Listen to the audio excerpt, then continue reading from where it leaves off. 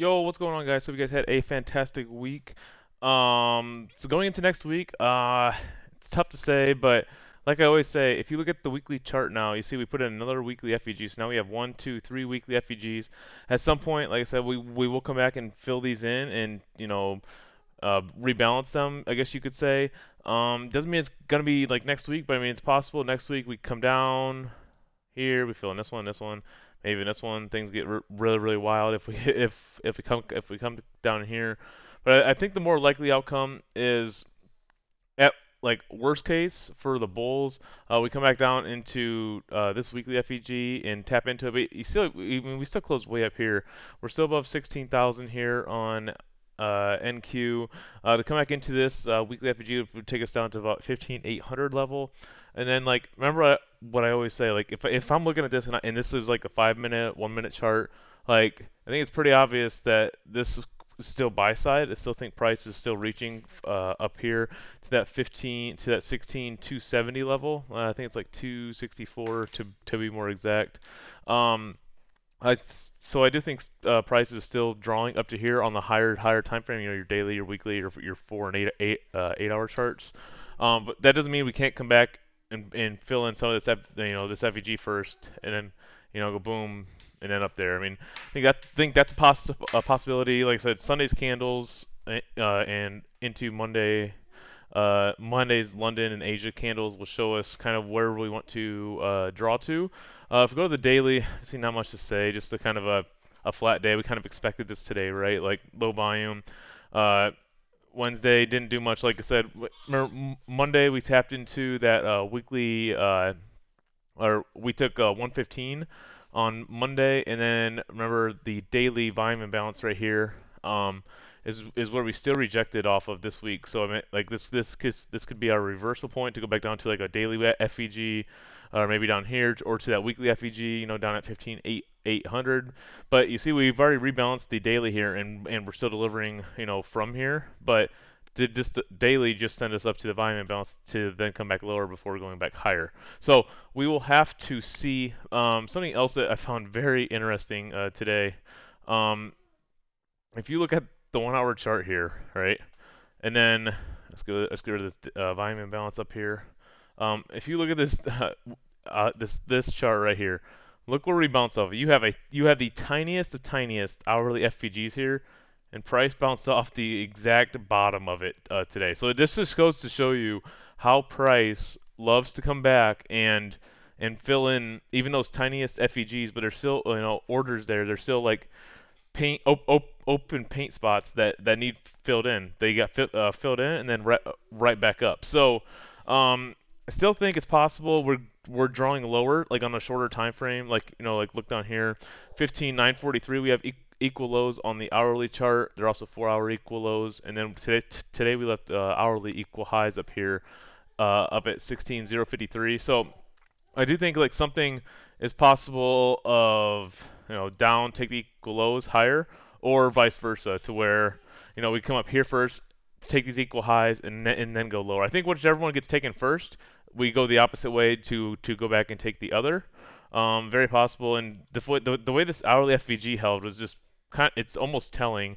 And you see we held that hourly FVG, and then that also lined up with the very bottom of this 4 hour FVG. So you see how the bodies respected that nicely.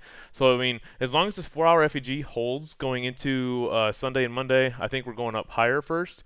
If this gives up, we know exactly where to look at going into Monday morning. We'll be looking at these equal lows in here because like if this gives, where's our next target? It's obviously these equal lows, and then right here we have, if we do not displace back up from these equal lows, this is your NVIDIA earnings release down your lows from there down at 15,912. So those would be the next bearish targets. But like I said, if this holds, look for the equal highs. Remember, we do still have a lot of like LRLR here kind of lining up, so kind of a nice little 4 hour downtrend that could take us back to 103. But longer term on the daily, weekly, I still think we're drawing up to 268, but we'll have to confirm that with some more bullish hourly candles first.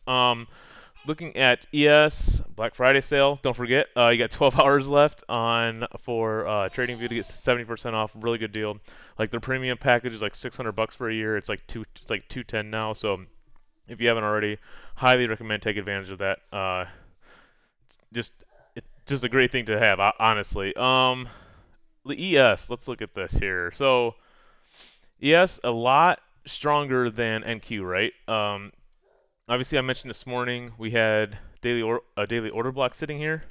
You see we kind of like just hit the top of that today, and then it kind of held. So that's another reason I'm staying bullish, as well as YM.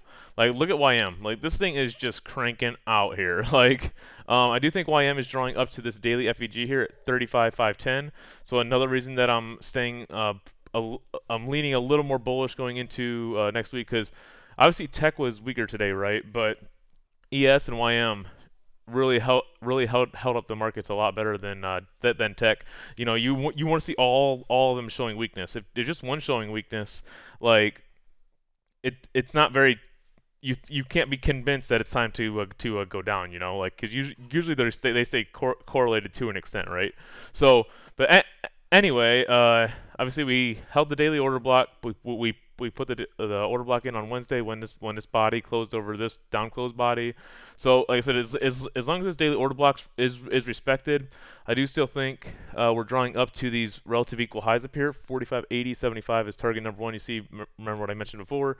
Wednesday we came one tick from taking those highs, and we did not. So it kind of just tells us, that's the thing with equal highs, relative equal highs. Whenever they get left, it kind of tells you, okay, it's gonna be a slight pullback, and then we're just going to draw right back up to them. Maybe we come down, take some lower time frame liquidity to get some momentum to take us back higher. And you see, I think that's the first target for ES, and then the next target from there would be kind of like where YM is. YM's got that daily high sitting right here.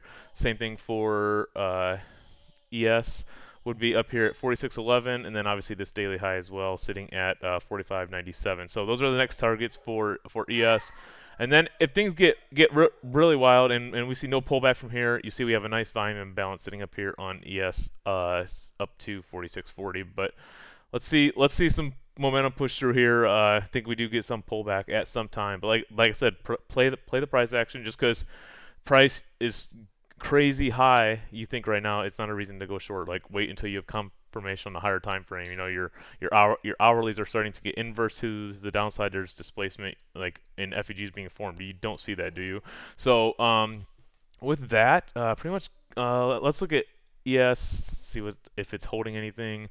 Not really. Not like I said, not much to really look at or to gauge going into Sunday. So just gonna wait for some more candles going into